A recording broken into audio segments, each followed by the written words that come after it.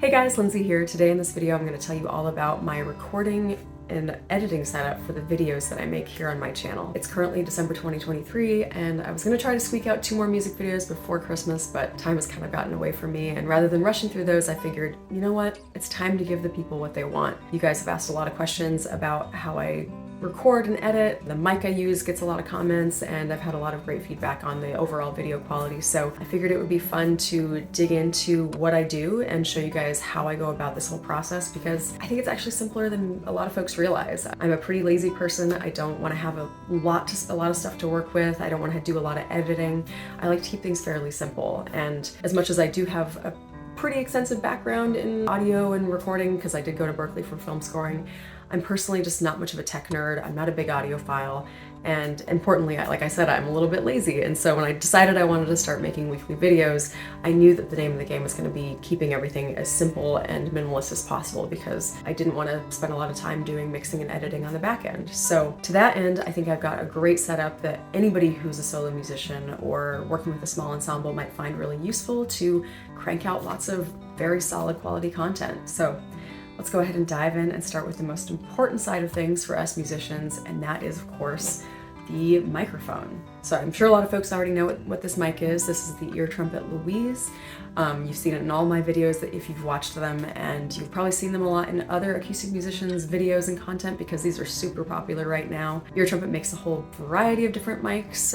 Some are better for single miking an instrument, but others are more intended for solo, duo, or even group performances. And the Louise and the Myrtle are both in that category of mics that have a bit of a wider range, so they're great for miking multiple voices, basically. Now, we initially bought this to be a duo performance mic, and it does work great for that, but I've also found that I love it for videos, because not only does my voice and does the guitar sound great going through it, but it also does a great job capturing the room sound. So like I said, I don't want to spend a lot of time mixing or doing anything on the back end, and I don't have to, because this mic basically kind of captures the natural reverb of the room that I'm in, and means that the videos just come out sounding very solid with just this. So that's really nice. I have done some comparison videos where I contrast this mic with the Warm Audio WA87 that Jordan has, and that is a great mic too, and I could definitely see using that more in a context where I was going to do some more refined mixing on the audio, but like I said, I'm not doing that in these videos, so this is always the winner for me. Next up in the chain is, of course, the interface, and this is where it might be a little bit surprising to folks, because I don't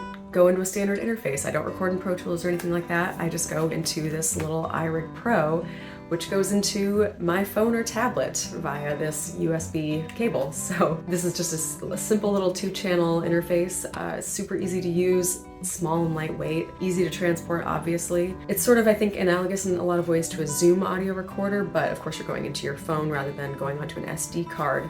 And I could probably go either way. I would like to have a Zoom audio recorder at some point, or I would like to maybe upgrade to the 4-channel iRig Pro, which I believe has mics on board, so you could do more of that field recording thing with it. But in the meantime, this is great because I am just using the one mic, so 2 channels is more than enough. And I like that it goes onto my tablet or my phone, because I just record it straight to the recorder app, and then rather than having to fiddle with multiple SD cards on the editing side, I just open recorder.google.com and download the files that I want to download, and I can name them as I'm going along and recording, so it's easier to stay pretty organized. So I do really like using this for that purpose. I think it picks up the audio and records it just great. Not a lot of controls, you really just have the gain, but again, I'm keeping it simple, so that's totally fine. Now, in terms of my camera setup, I'm currently shooting this video on my phone so that I can show you the camera that I use in all the other videos I've been doing recently, which is this Sony a6400 or Sony Alpha a6400. I love this camera. It's, as you can see, it's small, it's lightweight, it's very easy to transport, it fits easily into a backpack, and I don't feel too bad taking it out on walks because it's not super clunky and it's not something that's going to be a pain to have to carry around. I don't have a ton of experience with other cameras. I've gotten to use some Canons through folks that I've worked with, and I do really like those. The picture profile on them is really nice, but I think almost all of them are significantly heavier and bulkier than the Sonys are. So for me, this is probably the camera that I'll stick with for ever. Maybe someday I'll change, but I do really like this camera. And not only is it great for photos, but it's also a great camera for video and content makers, because it has some great functionality built into it that makes it really easy to use by yourself, which I think that's what this camera is known for. So Personally on it right now, I have a Sigma prime lens that's 30mm and goes down to 1.4 for the f-stop, which gives you that really nice shallow depth of field, or that effect where the subject is in focus and the background is out of focus, which is of course key for getting that nice artistic look.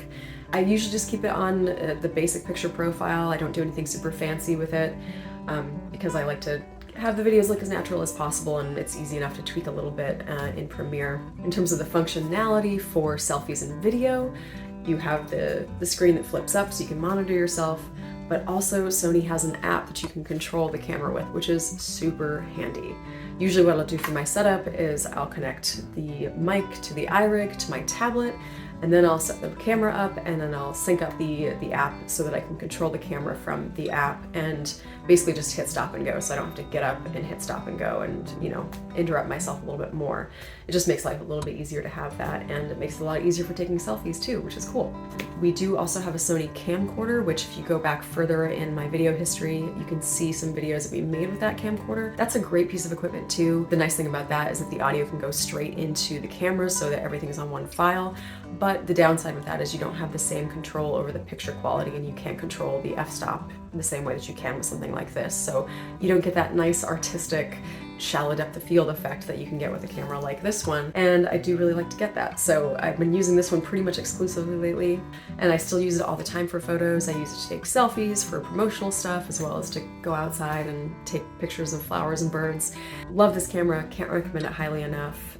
In terms of editing, up until recently, I was doing everything in Adobe Premiere Rush, which is sort of the condensed, more basic version of Adobe's Premiere video editing software. And the reason why I did that was just because I wanted to see what I could do on sort of the most basic sort of package. And you can get Adobe Express for $100 a year, and that includes Rush. If all you're doing is just recording video and audio and then doing basic edits, just trimming everything down and then adding titles and maybe doing a little bit of tweaking of the picture, Rush is great. You really can make a lot of stuff with just that program. It's not the most robust. There are some quirks about it that make it a little bit more difficult to use in some ways, like you can't auto sync the audio tracks, which is a little bit frustrating, so you have to do that by eye and ear, and that's where it's really good to give yourself a little clap in so that you can try to sync up the audio files by sight. But it's not that bad, it's not that hard to do. I ran into a couple times when I couldn't quite get it right, but for the most part it all worked out fine. The editing space is also a little bit clunkier. You don't have the same flexibility as you do in full Premiere. I did eventually, a couple weeks ago, go ahead and upgrade to the full $60 per month Adobe suite so that I could have the full Premiere, because it is a lot easier to edit in that software, and you do have a lot more options in terms of if you do want to tweak the audio at all. But again, all I'm really doing is just bumping it up to sort of the max volume and doing a little bit of color correction if I feel like the colors don't look quite like I want them.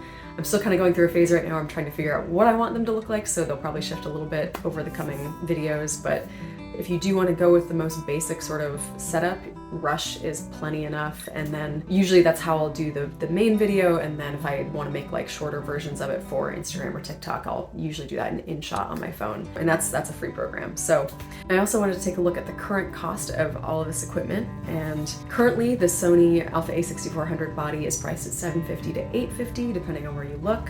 The Sigma Prime lens is $289, the iRig Pro is $230, and the ear trumpet is currently at $700. So for just that equipment, you're looking at a total cost of $1,970. Everything that I have is a few years old. Honestly, if I had to rebuy everything, I would definitely consider going used and getting an even better deal. And then in addition to that, of course, you'll want a decent camera tripod, something that's a little bit heavier weight so you're not at risk of anything falling over. Those usually run $100 to $200, so you can certainly go cheaper if you're just going to be using it indoors. For a pair of video lights, those are around $100 on Amazon right now, though you can certainly spend more and probably get a better set. And then Adobe Express, if you want to go super basic, is $100 a year. So for all of this, you're looking at a total cost of around $2,500, which is not too bad for something that, you know, could last you easily for years and years and make you tons of videos. So yeah, I hope that gives you the full picture of how I work and what I use. I think it's a pretty great setup. I'm really happy with it. I don't see myself ever making any major changes. I might, you know, maybe one day upgrade that iRig or get a zoom or something like that, but I do really like the mic and the camera, and I think if you are looking to spend a little bit less money, you could certainly search for used gear. I would definitely recommend that. And otherwise, I just hope that this maybe inspires you to go and try something similar for yourself and to see the possibilities and see just how much content you can make with a relatively simple setup. If you have any questions, of course, drop them in the comments. I'm happy to answer. And if you have any suggestions, not that I'm looking to buy anything right now, but I'm always curious to hear your recommendations, so please drop those in the comments too. I hope you enjoyed this first FAQ video. Let me know what you want to learn more about next, and I will see you next time.